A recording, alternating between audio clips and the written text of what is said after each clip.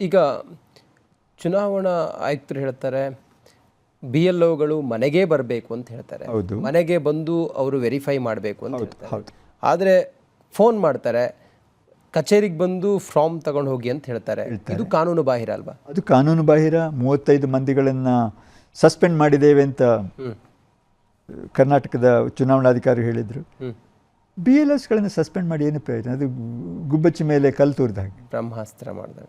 ಬ್ರಹ್ಮಾಸ್ತ್ರ ಅಲ್ಲ, ಕಲ್ಲು ತೂರೋದಷ್ಟೇ, ಏನಿಲ್ಲ. ಅವರಿಗೆ ಬ್ರಹ್ಮಾಸ್ತ್ರ ಅಂದರೆ ಕೆಲಸ ಹೋಗಬೇಕು.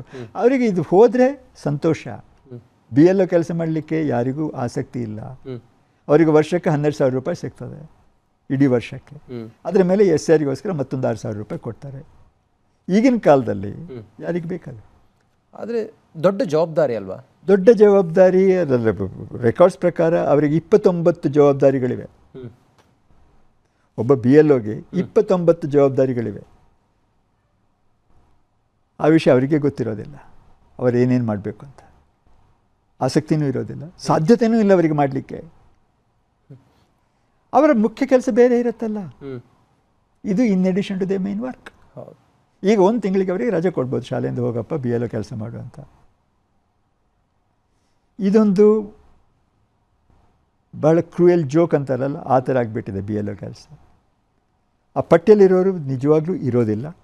ಅವರ ಫೋನ್ ನಂಬರ್ ಕೊಟ್ಟಿರ್ತಾರೆ, ಅದಕ್ಕೆ ಫೋನ್ ಮಾಡಿದರೆ ಯಾವಾಗಲೂ ಇರೋದಿಲ್ಲ. ಹೊಸ ವಿಷಯ ಅಲ್ಲ ಇದು, ಗೊತ್ತಿರೋ ವಿಷಯ. ಒಮ್ಮೆ ಜನಾಗ್ರಹ ಕೂಡ ಒಂದು ಸರ್ವೆ ಮಾಡ್ತು ದೇಶದ ಹಲವಾರು ಕಡೆ. ಬಿ ಎಲ್ ಒ ವ್ಯವಸ್ಥೆ ಸರಿ ಇಲ್ಲ ಅಂತ ಆವಾಗಲೂ ರಿಪೋರ್ಟ್ ಮಾಡ್ತು, ಇವಾಗಲೂ ಸರಿ ಇಲ್ಲ. ಇನ್ನೊಂದು ವಿಚಾರ ಸರ್, ಗುಂಪಾಗಿ ಬಿ ಎಲ್ ಒಗಳು ಮತದಾರರ ಪಟ್ಟಿ ಪರಿಷ್ಕರಣೆ ಮಾಡ್ತಿದ್ದಾರೆ, ಇದು ಕೂಡ ಕಾನೂನು ಬಾಹಿರ ಅಂತ ಹೇಳ್ತಾ ಇದ್ದಾರೆ. ಕಾನೂನು ಬಾಹಿರ ಮತ್ತು ಅದರಿಂದ ಕೆಲವು ತೊಂದರೆಗಳಿವೆ. ಈಗ ಚುನಾವಣಾ ಆಯುಕ್ತರು ಹೇಳ್ತಾರೆ ಬಿ ಎಲ್ ಒಗಳು ಮನೆಗೆ ಬರಬೇಕು ಅಂತ ಹೇಳ್ತಾರೆ. ಮನೆಗೆ ಬಂದು ಅವರು ವೆರಿಫೈ ಮಾಡಬೇಕು ಅಂತ ಹೇಳ್ತಾರೆ. ಆದರೆ ಫೋನ್ ಮಾಡ್ತಾರೆ, ಕಚೇರಿಗೆ ಬಂದು ಫಾರ್ಮ್ ತಗೊಂಡು ಹೋಗಿ ಅಂತ ಹೇಳ್ತಾರೆ. ಇದು ಕಾನೂನು ಬಾಹಿರ ಅಲ್ವಾ? ಅದು ಕಾನೂನು ಬಾಹಿರ. 35 ಮಂದಿಗಳನ್ನು ಸಸ್ಪೆಂಡ್ ಮಾಡಿದ್ದೇವೆ ಅಂತ ಕರ್ನಾಟಕದ ಚುನಾವಣಾಧಿಕಾರಿ ಹೇಳಿದರು. ಬಿ ಎಲ್ ಎಸ್ಗಳನ್ನು ಸಸ್ಪೆಂಡ್ ಮಾಡಿ ಏನು ಪ್ರಯೋಜನ? ಅದು ಗುಬ್ಬಚ್ಚಿ ಮೇಲೆ ಕಲ್ಲು ತೂರಿದಾಗ, ಬ್ರಹ್ಮಾಸ್ತ್ರ ಮಾಡಿದಾಗ. ಬ್ರಹ್ಮಾಸ್ತ್ರ ಅಲ್ಲ, ಕಲ್ಲು ತೂರೋದಷ್ಟೇ, ಏನಿಲ್ಲ. ಅವರಿಗೆ ಬ್ರಹ್ಮಾಸ್ತ್ರ ಅಂದರೆ ಕೆಲಸ ಹೋಗಬೇಕು. ಅವರಿಗೆ ಇದು ಹೋದರೆ ಸಂತೋಷ. ಬಿ ಎಲ್ ಒ ಕೆಲಸ ಮಾಡಲಿಕ್ಕೆ ಯಾರಿಗೂ ಆಸಕ್ತಿ ಇಲ್ಲ. ಅವರಿಗೆ ವರ್ಷಕ್ಕೆ 12,000 ರೂಪಾಯಿ ಸಿಗ್ತದೆ ಇಡೀ ವರ್ಷಕ್ಕೆ.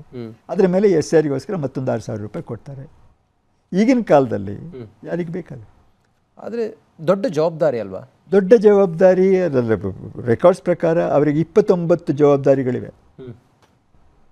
ಒಬ್ಬ ಬಿ ಎಲ್ ಒಗೆ 29 ಜವಾಬ್ದಾರಿಗಳಿವೆ. ಆ ವಿಷಯ ಅವರಿಗೆ ಗೊತ್ತಿರೋದಿಲ್ಲ.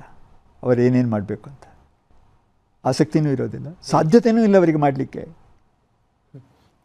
ಅವರ ಮುಖ್ಯ ಕೆಲಸ ಬೇರೆ ಇರುತ್ತಲ್ಲ. ಇದು in addition to the main work. ಈಗ 1 ತಿಂಗಳಿಗೆ ಅವರಿಗೆ ರಜೆ ಕೊಡ್ಬೋದು, ಶಾಲೆಯಿಂದ ಹೋಗಪ್ಪ ಬಿ ಎಲ್ ಒ ಕೆಲಸ ಮಾಡು ಅಂತ. ಇದೊಂದು ಭಾಳ ಕ್ರೂಯಲ್ ಜೋಕ್ ಅಂತಾರಲ್ಲ, ಆ ಥರ ಆಗಿಬಿಟ್ಟಿದೆ ಬಿ ಎಲ್ ಒ ಕೆಲಸ.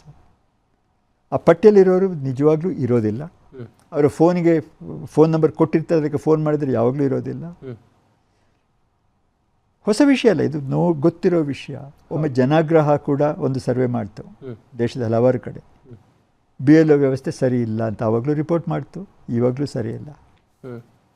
ಇನ್ನೊಂದು ವಿಚಾರ ಸರ್, ಗುಂಪಾಗಿ ಬಿ ಎಲ್ ಒಗಳು ಮತದಾರರ ಪಟ್ಟಿ ಪರಿಷ್ಕರಣೆ ಮಾಡ್ತಿದ್ದಾರೆ, ಇದು ಕೂಡ ಕಾನೂನು ಬಾಹಿರ ಅಂತ ಹೇಳ್ತಾ ಇದ್ದಾರೆ. ಕಾನೂನು ಬಾಹಿರ ಮತ್ತು ಅದರಿಂದ ಕೆಲವು ತೊಂದರೆಗಳಿವೆ ಆ ಥರ ಮಾಡಿದರೆ.